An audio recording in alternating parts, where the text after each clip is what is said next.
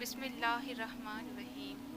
السلام علیکم، welcome back to my channel Islamic course with Iqra. اصل جنگ کیا ہے؟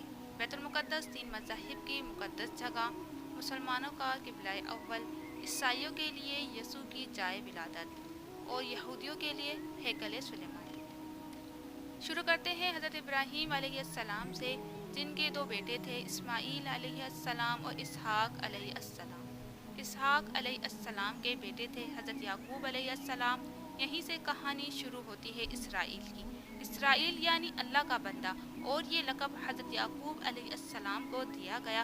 حضرت یوسف علیہ السلام نے جب کفیل مصر بنے تو آپ کو حکم ہوا کہ اپنے تمام خاندان یعنی آل یعقوب کو مصر بلایا جائے، اور مصر کی سرزمین کا ایک مخصوص حصہ ان کے لیے مختص کیا گیا، اور اللہ کی طرف سے کہا گیا کہ اے آل یعقوب، اس سرزمین میں تمہارے لیے برکتیں ہیں۔ حضرت یوسف علیہ السلام 12 بھائی تھے، اس لیے اللہ تعالیٰ نے ان کے لیے 12 چشمے جاری کیے، اور یوں اس سرزمین کا نام حضرت یعقوب علیہ السلام کے لقب سے اسرائیل پڑ گیا، جسے آج یروشلم بھی کہا جاتا ہے۔ آپ کی نسل سے کم و بیش 70,000 انبیاء کرام آئے۔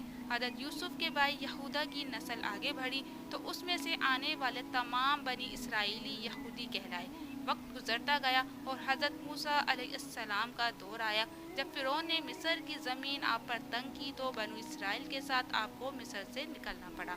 اس دوران بنی اسرائیل پر اللہ تعالیٰ کی بہت سے کرم نوازیاں بھی ہوئیں، جس میں من و سلوہ، چشموں کی بہتات، مچھلیوں کے شکار کا ذکر قرآن پاک سے بھی ملتا ہے۔ اور وہیں ہمیں ایک گائے کا ذکر بھی ملتا ہے، جس کے لوتھڑے سے مردے نے اللہ کے حکم سے زندہ ہو کر اپنے قاتل کا بتایا۔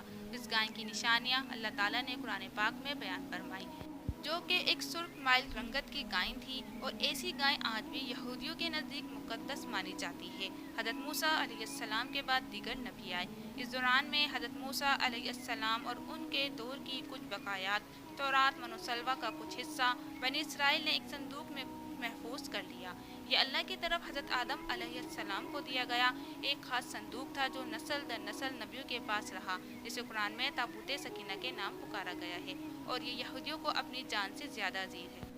حضرت داؤد علیہ السلام نے جب جالوت کو ہرا کر اس سے تابوت سکینہ حاصل کیا تو یوں بنی اسرائیل نے انہیں نبی تسلیم کر لیا، اور حضرت داؤد علیہ السلام نے اس صندوق کی حفاظت کے لیے ایک ہیکل تعمیر کروانا شروع کیا، جو کہ ان کی زندگی میں مکمل نہ ہو سکا۔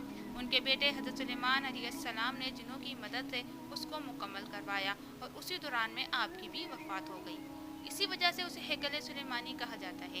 بعد ازاں بابل کے بادشاہ بخت نصر نے اسرائیل پر حملہ کیا اور ہیکل سلیمانی کو بھی گرا دیا، اور تابوت سکینہ بھی اپنے ساتھ لے گیا۔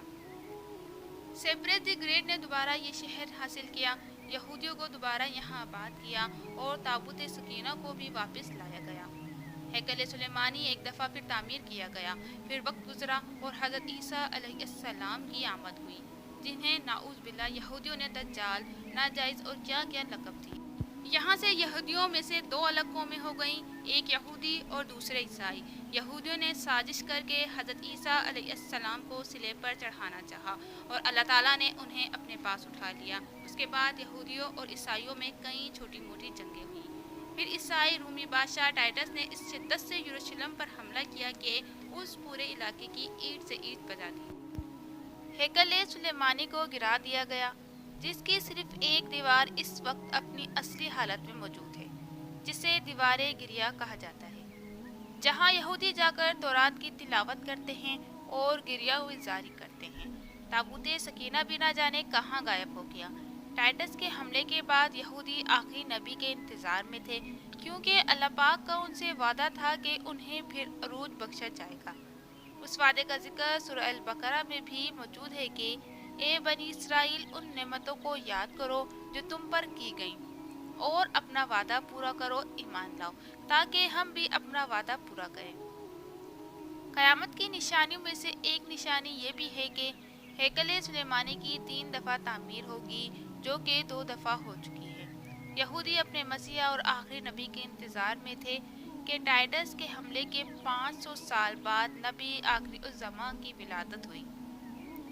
یہاں یہودیوں کو یہ جھٹکا لگا کہ سارے نبی حضرت اسحاق علیہ السلام کی نسل سے ہیں، تو آخری نبی حضرت اسماعیل علیہ السلام کی نسل سے کیوں کر آ گئے اور انہوں نے ایمان لانے سے انکار کر دیا؟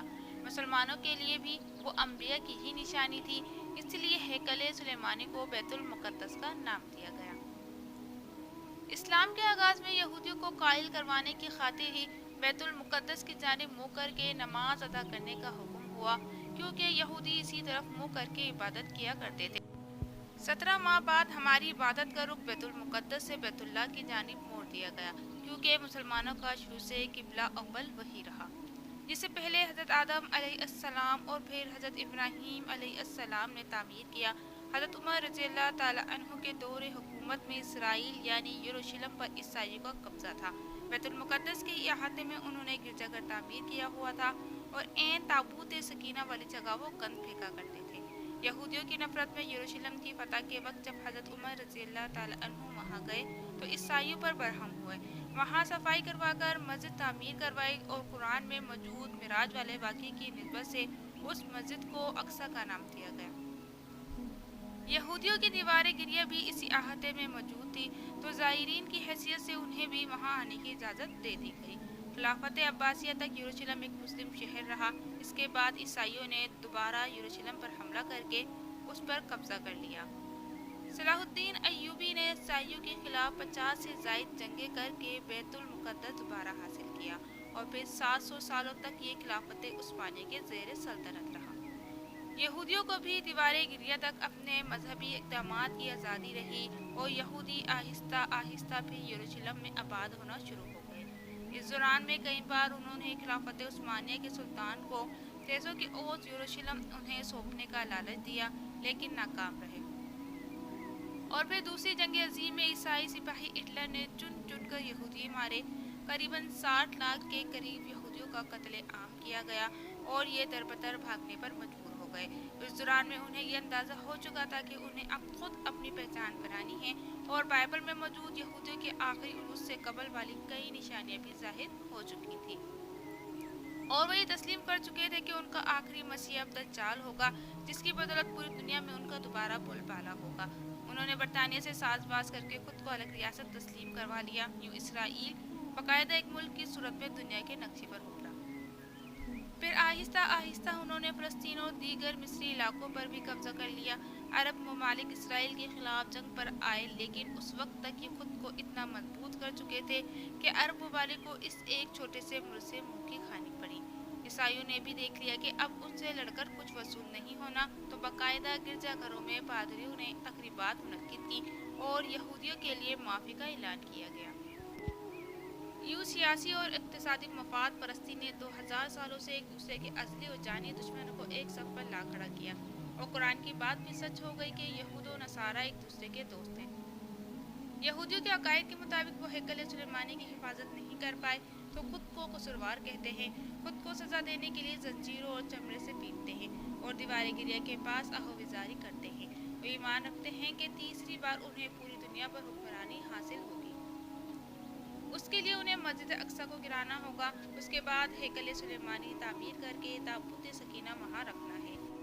لیکن مسئلہ تھا سرخ گائے، کیونکہ ان کے عقیدے کے مطابق وہ ناپاک ہیں اور جب تک پاک نہیں ہو جاتے ہیکل سلیمانی تعمیر نہیں کر سکتے، اور پاک ہونے کے لیے سرخ گائے کی قربانی دینا ہوگی، وہ گائے جس کی نشانیاں قرآن پاک میں بیان کی گئیں، جو اس وقت بھی انہیں ڈھونڈنے میں مشکل ہوئی تھی۔ اب بھی 100 سال تک وہ ویسی گائے کی تلاش کرتے رہے۔ ٹیکنالوجی کا استعمال کرتے ہوئے بچے پیدا کرنے کا کامیاب تجربہ کیا انہوں نے، پھر اس تجربے کی بدولت ویسی نشانیوں والی گائے پیدا کرنے کی کوشش کی گئی، لیکن ناکام رہے۔ 2019 میں ایک امریکی ریاست سے 5 عدد ویسی گائیں انہیں مل گئیں، جن کے جسم پر سرخ رنگ کے علاوہ کوئی بال نہیں تھا۔ انہیں کبھی کام کے لیے استعمال نہیں کیا گیا تھا۔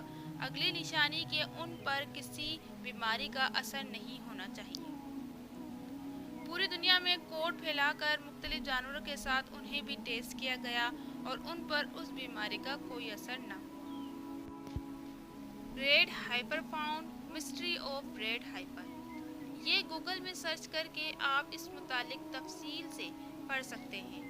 अलगज़ कुर्ब क़यामत और दज्जाल के ज़हूर वाली तमाम तर तैयारियाँ वो मुकम्मल कर चुके हैं। अपनी मर्ज़ी के डॉक्टर, इंजीनियर, बच्चे पैदा करना, 9D टेक्नोलॉजी की मदद से एक जगह होते हुए कई जगह मौजूद रहना, अपनी मर्ज़ी के मौसम बनाना, जब चाहो बारिश बरसा देना, चंद दिनों में पूरी दुनिया घूम लेना, ये सब दज्जाली निशानियाँ हैं जो आज के दौर में कोई मुश्किल काम नहीं है।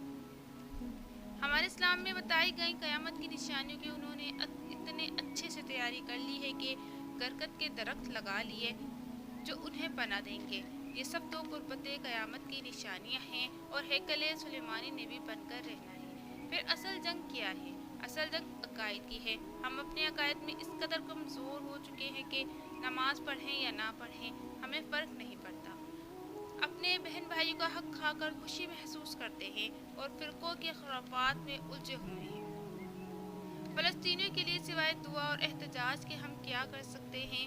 क्या हम अपने अकायद इतने मजबूत हैं कि डॉलर के बहकावे में ना आएं? क्या हम यहूदियों के मुकाबले में निकलने वाले खरासान मुजाहिदीन की लिस्ट में आते हैं या बस सोशल मीडिया के तमाशाई हैं? अगर आज दज्जाल ज़ाहिर हो जाए और तौबा का दरवाज़ा बंद हो जाए तो हमारी आखिरत के लिए क्या तैयारी है? सोच कर जवाब ज़रूर दीजिएगा। वीडियो अच्छी लगी हो तो इसे लाइक कीजिए, कमेंट में अपनी राय लाजमी दीजिए, चैनल पर नए हैं तो सब्सक्राइब कर दीजिए। शुक्रिया।